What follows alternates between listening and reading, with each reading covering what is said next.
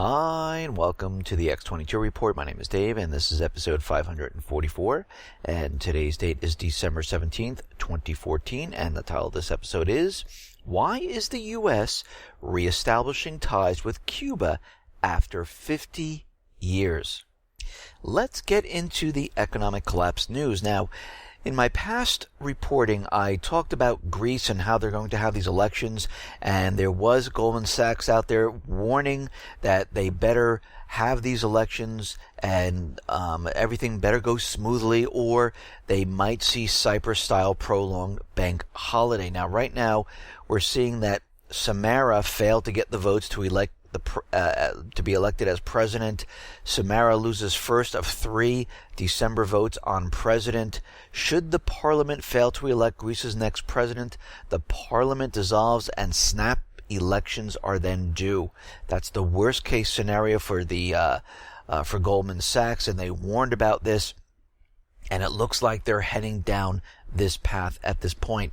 Now, the IMF, the central bankers, they're very, very worried, and they're saying if Greece decides to not repay their bailout debts, it would be suicidal for the country. The European Union top finance official said Monday in a clear warning to the country's popular opposition. The idea of contemplating the possibility not to reimburse a huge debt is suicidal. It's not possible. You'll be in default, and that's what we've been trying to avoid for years. But guess what? Iceland kind of did this. They shut everything down. They kicked the bankers out. They put them in prison, and we could see that this is possible to do, and all they do is they write off the debt, and we can see right now the central bankers most likely will not let this happen. They will not let it get this far. They will pretty much invade before they let this happen. And when I say invade, I mean they will just shut the entire country down with bail-ins. All banks would be shut down. People couldn't get their money. Industry would come to a screeching halt, and the country would go into a full-fledged collapse. And this is what Goldman is pretty much warning them of. And we could see, and we're going to have to watch how this develops. Now, in Europe, we understand that there are alarm bells going off every single place. International markets under pressure, global tensions rising, and the financial system stressed to the point of breaking. The predictable consequences that brings back to reality the debt of some Eurozone economies looks unsustainable is a factor that cannot be resolved by injecting more money into the debt-ridden system. And I said this many, many times before. You cannot sustain the amount of debt that these countries have. The unemployment is too high. The youth unemployment, which is the next generation of the country, is very, very high. If they are not working and saving money and putting money back into the economy, it cannot survive. We're seeing this occur here in the United States. Youth unemployment is very high. A lot of the youths who are coming out of college, about 80% of them cannot find work, and those who are finding work, they are getting work in part-time jobs. They're not getting the full-time jobs in their major, and this is a major problem. And this is why the United States government right now is pretty much trying to ease how people get loans, how people can extend their credit. They'll take anyone with a heartbeat. This is why Fannie Mae, Freddie Mac now are lowering their requirements for getting a mortgage because they want everybody in, and they realize that the next generation is just not there. They have no money. They don't have a good job, so they have to lower the requirements to get all of these people in, and this is not going to work out as things go along here. Now, there are 6 triggers that could renew a Eurozone crisis in 2015. Germany loses faith in Euro projects. Spanish uncertainty reaches breaking point. France calls it a day. Pain of Italian reforms drives country away. Greece turns to left-wing extremes. European Central Bank runs into Berlin Wall. Each of these national concerns that could spark a new run on the EU currency can only accelerate the deficits in governmental budgets and depressed economic activity. And this is a very similar situation that we saw back in 1929. Europe was falling apart. They were in a depression. The United States, the stock market was hitting all-time new highs. Of course, We had still the soup lines, the bread lines, but everyone was ignoring that because they were watching the market go up, up, and up. And back then it went up to about 400 or so points. Today it's very different. We're in the 17,000 point range, and we can see that, things are very, very similar, and we can see we're heading to that same exact moment where the market comes down, and that is the last indicator that the economy has fallen apart. But what we've been doing is we've been looking at all the real economic indicators. We forget about the stock market. That is not important at this point in time. We realize that all these numbers, unemployment, inflation, GDP, these numbers can be manipulated by the government. So can the stock market and the precious metals. But we can see that some things they cannot manipulate. And this is why we continually look at this, and from all these indicators we paint a picture of what's really going on in this country and around the world. Now we're seeing that prices, consumers payout, drop 0.3% month on month in November. This is the biggest deflation since December 2008. Big driver of this transitory deflation is a 10.5% year-on-year drop in, of course, gasoline. That's right. As gas comes down, prices come down, and 6.6% month-on-month drop in November. But what's funny about all of this, you would think that, since it costs less to transport and bring in different products, that prices would go down all over the place. But we're not seeing that whatsoever. We're seeing airfares rose 1.36% in November, after also rising 2.39% in October. Now, with fuel prices coming down, you would think that these prices would come down. What else are we seeing? Well, we see that as gas prices have dropped, food rose, with the food index up about 0.2% in November after increasing 0.1% in October. So actually it increased a little bit here. The index for meats, poultry, fish, eggs increased by 0.6% in November after declining in October. The index for beef, veal rose about 0.8%, its 10th consecutive increase. Fresh vegetables rose about 1.8%. So we're actually still seeing inflation on food products. And of course, as we can see, and as you know, when you go to the supermarket, you can definitely see that prices are definitely going up. Or what they're trying to do is trick everyone, and they're resizing the packaging, they're substituting ingredients to keep the prices stable. But you need to look at each one of these products and understand that yes, they are changing things. They substituted tuna for other type of fish. They're shrinking the ice cream containers. They're not giving you as many crackers and things like this. And when you look at this, you can see that yes, prices are going up, but they're trying to readjust so nobody notices. Now, I talk about real estate quite a bit, and we know that real estate is completely falling apart. Just yesterday, we talked about how the real estate purchasing is falling right now. Prices are coming down, and we've been talking about mortgages, refinancing applications continually falling week after week after week. And the major banks' mortgage departments, they already knew this. They knew this from August of 2013. They knew that the real estate industry was going to go absolutely nowhere, because all they knew back then is that the Fed was giving free money to hedge funds and investment companies. Foreign investors were coming in, and they were paying everything in cash. They didn't need to take out a mortgage. And right now, the Mortgage Bankers Association said its seasonally adjusted index of mortgage applications activity, which includes both refinancing and home purchases, fell yes again, another 3.3% the week ending December 12th. And the gauge of loan requests for home purchases, a leading indicator of home sales, fell 6.9%. What does that tell you? Real estate is crashing right now. It's collapsing right in front of our eyes. Who cares what the corporate media continually tells us? They tell us that, oh no, this is what you normally see in a recovery. You see a fall in prices. You see mortgage applications decline. You see people not buying these homes. And yes, this is normal for a recovery. Now, of course, again, like I said yesterday, you might see a bump next year because of this new Fannie Mae, Freddie Mac requirement change. But I don't think it's really going to help, because the American people are just tapped out. And I don't think this is going to boost the real estate market at all. Now, the Fed was out there And they're letting us know that pretty much everything is fine. The Fed said that the recent global market instability didn't even mention it. They didn't even touch on what is going on in the rest of the world about the global market. Didn't even mention anything about it. The Fed says patient approach consistent with October statement. Fisher, Plosser, dissent in FOMC decision. The Fed says labor market improved further.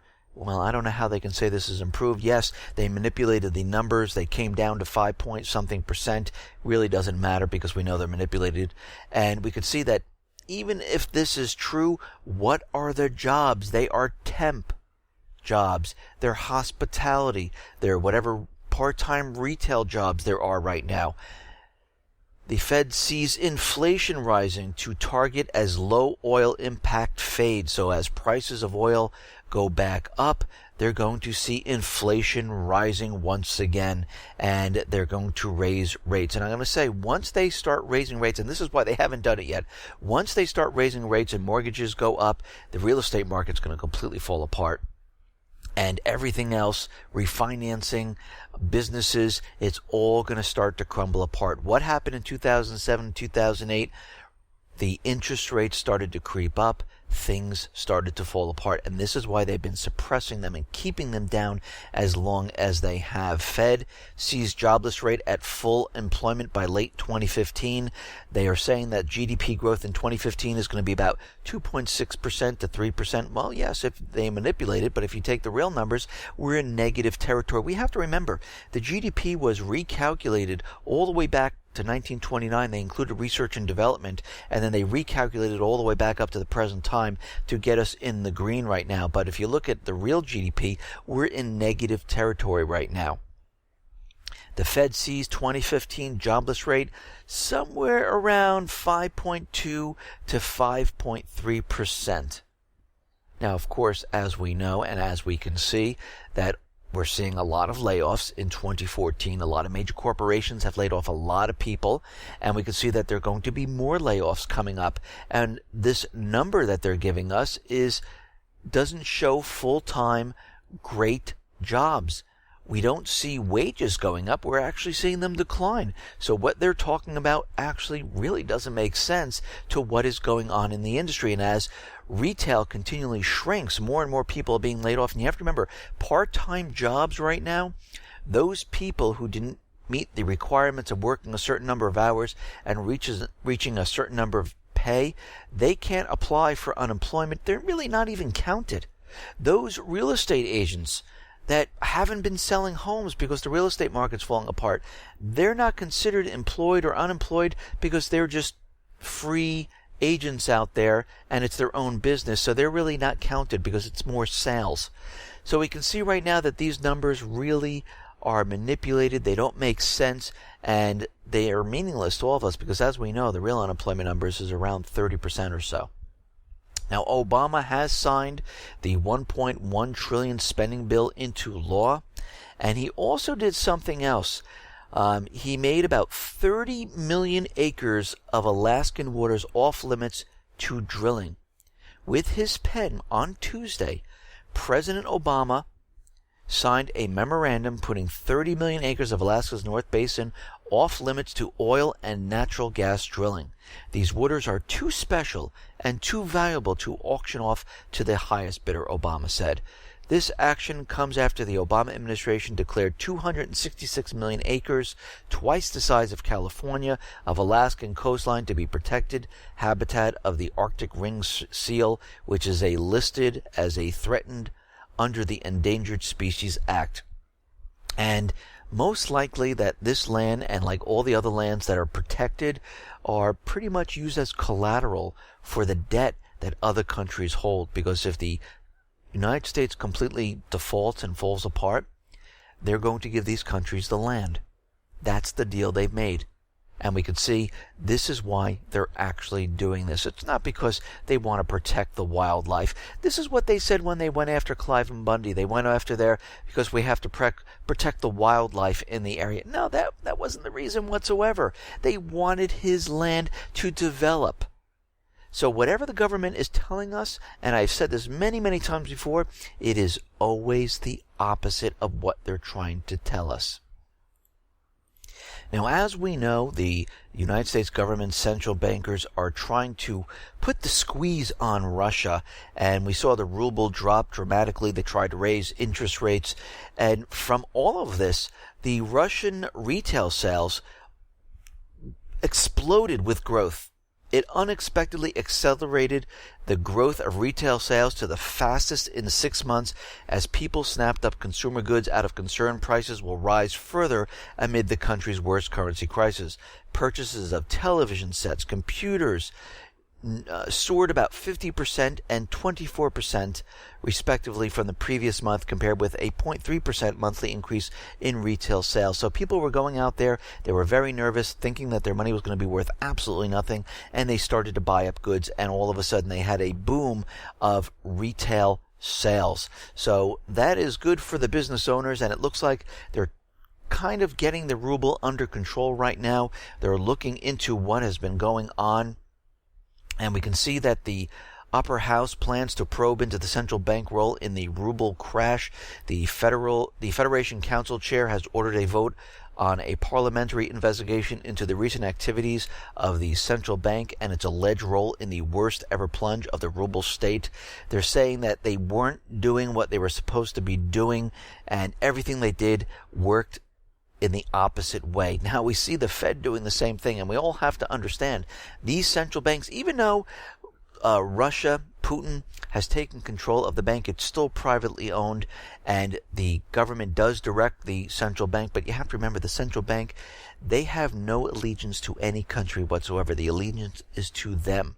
The allegiance is to their order, and it is not to the government, it is not to the country. And this is why the central bank was doing whatever they wanted to do and didn't really react in a timely manner. We see this here in the United States when the Fed came out in 2008 and Bernanke was out there, giving a speech telling the American people that the Fed does not forecast any type of recession in 2008, and that's when the recession hit and the stock market crashed, because again, the allegiance is to them. It's for them to make as much money as they possibly can. It's to loot the countries.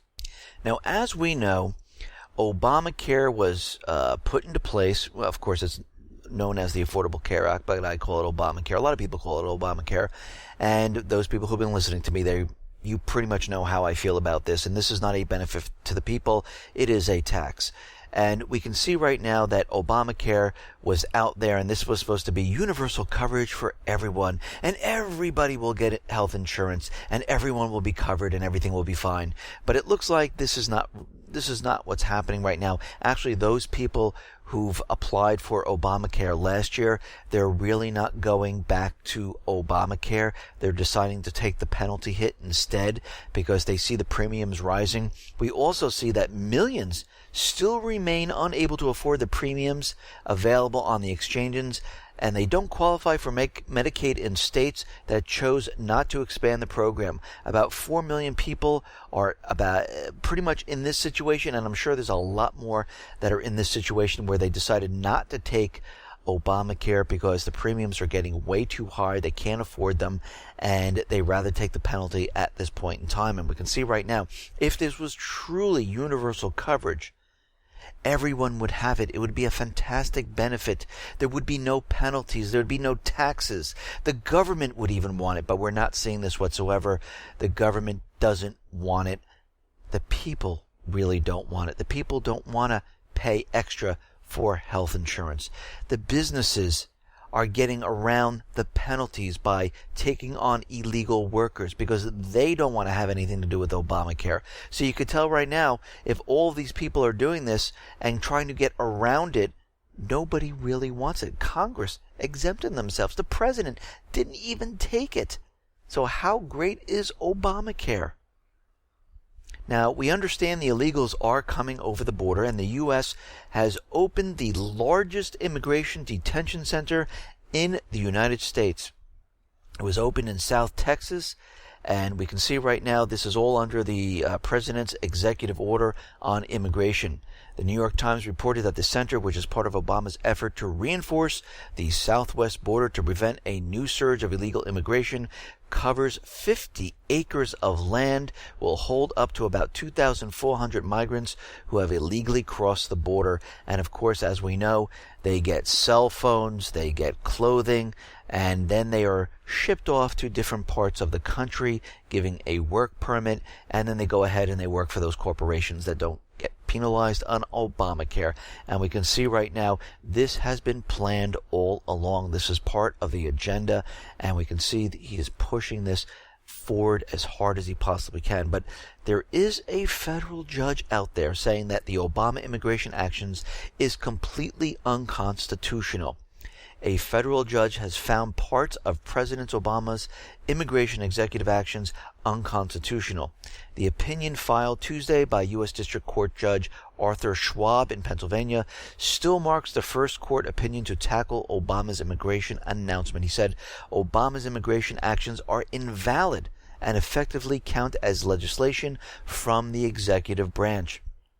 President Obama's unilateral legislative actions violates the separation of powers provided for in the United States Constitution, as well as the Take Care Clause, and therefore it is unconstitutional. This is what the judge wrote, and pretty soon we might see this judge reverse his decision, his opinion, because as the NSA spies on judges, government officials, they might find dirt on him, and all of a sudden he might come out and say, you know what, I've been looking into it, and I believe it's constitutional right now. I just changed my mind out of thin air. Now, we understand the CIA torture report came out, and I am not for torture whatsoever. I mean, the founding fathers are not for it, and there is no reason to torture anybody. I mean, other people might have their own opinion on this, but it seems like there is a corporate media poll that is out there, and I think it was done by Washington Post and ABC News, and they're saying that 59% of Americans support the torture of suspected terrorists. And this is very dangerous. And I put a poll up on the X22Report.com site. Now, if you haven't taken the poll, and I messed up when I put the code on the site, and someone did correct me, and I thank you very much for correcting. I had a fat finger there, and I missed some coding. But it is working now, and if you haven't voted, I don't take your name or anything like that. Give me your real true sense of what you think. I don't want you to go along with what I'm saying or with the corporate media. Do you think we should torture suspected terrorists? And give your honest area. I'm not recording anything, your name or anything like that, so it's anonymous, completely anonymous, and I delete the poll completely afterwards, so there's no record of it whatsoever.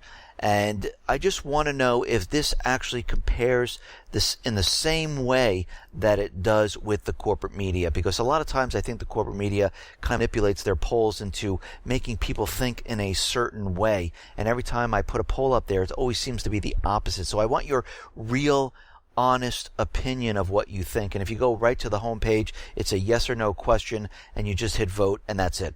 It's very, very simple. But why this is very, very dangerous is this is on suspected terrorists. They had no trial, no due process, and they're only suspecting them, and they're torturing them to get a confession. Think about this. If they start there and everyone agrees that this is okay, now they bring it down to the local level here in the United States where, you're suspected of a crime. They bring you in and they torture you to make you talk. Of course, you had no trial, you're not guilty, but they're torturing you to make you talk. This is a dangerous thing they're trying to push here. If you were picked up on the street for any reason, or if you decided not to pay your taxes, and they come in there and they, do something to make you talk, to admit that, yes, I didn't pay my taxes, or yes, I was there on the scene. I mean, we are going down a very, very dangerous road with this, and I want everyone to give me their honest opinion. I don't want anyone to go along with what the corporate media or what I'm saying, anything like that. It's your own personal opinion, and I like to see if it kind of matches in any way of what the corporate media is trying to tell us. Now, the police have come out. We've mentioned this many times before, they're coming out with a pre-crime software to kind of predict who is going to commit a crime. And we saw this in Minority Report. But what this new software, this new algorithm is going to do, it's going to look through records in a database on all suspects and everything like that. But they're also going to reach out to social networks. They're going to try to key in on certain words that you're using on your Facebook posts, on your Instagram posts, on your whatever else, your LinkedIn, anything else that you might say something. And they're looking for offensive words. What are those offensive words? We don't know. But if you use something like, oh, my son or my daughter just did something, I'm going to kill them. And you might put this on a Facebook post. I've seen it many, many times. And they might pick up that word kill. That might go into the database. And now they have you on record. And they might say, okay, from a score from whatever to whatever, yes, this person might have the ability to commit a crime. We might need to go visit them. And this is a very scary situation. And again, each suspect, they assessed a threat level, so they're going to put a threat level on you. This will be attached to your social profile, which is attached to your real ID, which will go into the federal database and follow you around. And they'll know exactly, and they'll see your threat level move up and down, and they will be watching you. And we can see this is a very dangerous thing, because again, just because you do things or say things out there doesn't mean you're going to actually follow up on them. And this is why we have the court of law. This is why we have due process to prove that you actually did something and you are innocent before anything else.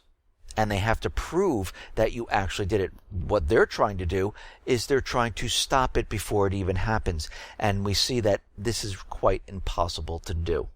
Now, we see it all over the corporate media. We see that the Pope was involved, the Vatican was involved in these talks with the U.S. and Cuba. We see Canada saying, listen, you can use our country for the talks.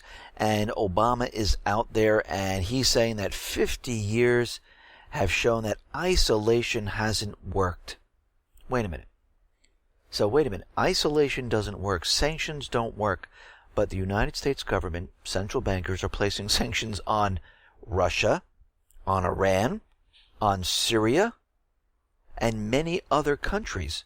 So if it doesn't work and they didn't get the results they wanted after 50 years, why are they still doing it with these countries? Wouldn't it be better to have talks with them like they're going to do with Cuba? So something right off the bat doesn't make sense. Obama announced sweeping new steps toward normalizing relations with Cuba. And he said this on Wednesday. In comments from the White House, the president asserted that neither the American nor Cuban people were well served by existing restrictions on travel and trade. Obama said he was ending an outdated approach. They're doing the same thing in Russia, in Iran, in Syria, in North Korea. In all of these other countries, they're doing the same exact thing. So what he's saying still doesn't make sense. Obama said he was ending this outdated approach. It's time for a new approach, he declared. Obama said the U.S. will ease travel and restrictions to the country and authorize new exports of construction, agricultural, telecommunications equipment. The U.S. will also establish an embassy in Havana and ease restrictions on financial institutions and trade. Now, the first question that comes to everyone's mind is, why in the world would they be doing this at this point in time? Well, we have to remember the United States, these central bankers, the dollar is collapsing. They need to go out and secure more revenue, to secure more exports, to push the dollar further. This is why they had FATCA. This is why they're going into countries that pretty much they had no business in these countries. Now they can do business. That is one reason. There is another reason, and this is going back to July, and I put an article on X22Report.com back in July, and Putin pledged to help revive Cuba's struggling offshore oil exploration. Putin was joined in Havana by ally and head of state oil company Rosneft to finalize a deal to explore for oil off of Cuba's northern coast. Now the picture is getting very clear. Putin also promised to reinvest $3.5 billion of Cuban debt with Russia into development projects on the island, part of a deal in which Russia forgave 90% of Cuba's debt, or almost $32 billion, most of it originating from the Soviet loans to a fellow communist state. We will provide support for our Cuban friends to overcome the illegal blockade of Cuba. Any major oil find would radically improve Cuba's economic trajectory. So right now they're helping them look for oil. And just so happens the U.S. Geological Survey estimates that the offshore reserves in the North Cuban Basin could contain an additional 5 billion barrels of undiscovered oil. Cuba is estimating it at 20 billion. And the reason why the United States needs to reestablish ties with Cuba, it's not because, these sanctions didn't work. It's because the embargo against Cuba denies access to Cuba of U.S. equipment for drilling and environmental protection, exports and re-exports to Cuba of foreign-made items incorporating, commingling with, or drawn from controlled U.S. origin items exceeding 10% of U.S. components and technologies. The so-called de minimis rule under Section 734.4 and 736.2b2 of Export Administration Regulations are prohibited by the embargo. So guess what they have to do? They have to reestablish ties. They have to get rid of the embargo. They want a piece of the action. They want to put that oil on the US dollar. This is why it is actually happening. Not because of the sanctions not working, because if that was true, there would be no sanctions on Russia, there'd be no sanctions on North Korea, there'd be no sanctions on Syria, Iran, and every other country they place sanctions on. So we can see right now, everything the president is saying is again a lie. Now out in Ukraine, we see Ukraine's self-proclaimed Donetsk People's Republic welcomes the statement from Poroshenko announcing the date of new talks, and they're saying that the talks are coming up on the 21st, but again, the Donetsk people have received no notification about the meeting, and we can see it looks like Poroshenko is dangling the carrot, making them believe they're going to be in talks, and right now, we're not seeing it happen whatsoever. The EU summit that was held in Brussels on which is going to be held in Brussels on December 18th and 19th, is not expected to take any decisions on the anti-Russian sanctions in effect now or on financial aid to Ukraine. And again, we see that President already signed the trillion spending bill, which includes sanctions. So we can see right now the U.S. is in process in putting sanctions on Ukraine. Now we understand that within this spending bill, there's the Ukraine Freedom Support Act, which is actually the opposite. There is no freedom support. Basically, it's military aid, lethal military aid to Ukraine. And again, every time they name these bills, it's always opposite of what it says, the Affordable Care Act, which is the expensive Care Act. And we can see right now $350 million in military aid is headed towards Ukraine. And we can see right now, this really doesn't support freedom or anything like that. Basically what it's doing, it's endangering the Minsk agreements even more by pushing Ukraine towards a military solution. And this is exactly what is going on. Now, Poroshenko is out there and he's saying that he is getting ready to join the EU. He thinks he can join it up with the EU and have membership by 2020. This is their goal right now. Poland's signature on a document ratifying the EU-Ukraine agreement marks a historic moment that means Ukraine is entering a new reality on its way towards the EU. And we can see that the Ukraine, the country there, they are receiving weapons. Bulgarian company is helping the United States to export arms to Ukraine. Isn't Bulgaria the country that the United States got into and trying to kind of convince them not to do the South Stream project?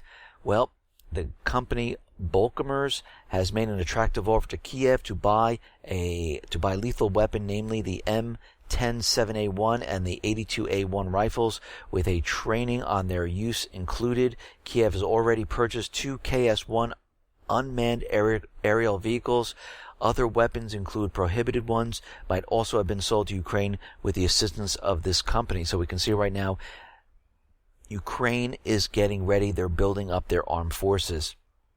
Now, the U.S. is slapping sanctions on Swiss and Dutch companies. Even though the Obama administration is saying sanctions don't work, this is not right, it doesn't produce anything, but the United States on Wednesday slapped sanctions on Dutch and Swiss oil trading firms for their dealings with the Syrian government. And we can see right now that, yeah, everything he's saying is absolutely the opposite.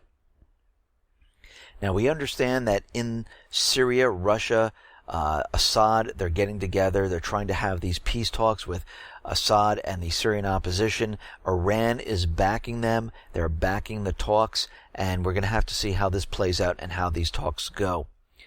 Now, in Iraq, we see that the Islamic State pretty much has reversed its losses in northern Iraq. They've taken over the Anbar province, and those advisors that are in Iraq, those United States advisors, are now combat ready because, well, the forces were involved in their first ground battle with the Islamic State fighters in the Kurdish area. U.S. forces intervened because the Islamic State started to come near the base, which they are stationed in Sout.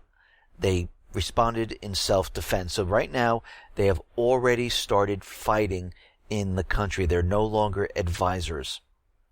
And as we know, the Islamic State is controlled by the United States, UK, Israel, and other Arab nations, and even NATO, because there's a report out there that in Germany, there's a German broadcaster, Deutsche Welle, investigated what turned out to be hundreds of trucks a day carrying billions of dollars in supplies flowing into Syria and directly into the hands of the so-called Islamic State. And this is coming, the supply lines lead right back to a NATO nation, which is Turkey. So NATO is involved in supplying the Islamic State with everything they possibly need. And we know for a fact that this is being done because there are other reports about this. Now, there is a false flag warning out there. And they're saying that they have information that Poroshenko in the next 10 days proclaims martial law for the regions of Donetsk and Lugansk. He's saying that the airports are completely closed down and all civilian traffic has been halted. Only cargo planes from the U.S. and NATO are allowed to land there. And they can say that what they're going to do is they're creating this instance where they're going to use tanks and they're going to put Russian emblems on them and make it look like that Russia is invading Ukraine. And this way, the United States and Kiev will have to react to the situation and start attacking. And we can see right now that this might not be that far-fetched because we understand that they've been ramping up, building up their forces, bringing in lethal weapons, and we're going to have to watch this very, very carefully to see how this turns out. Listen, everyone, thanks a lot for listening. Be well, be safe, and especially be prepared. Thanks a lot.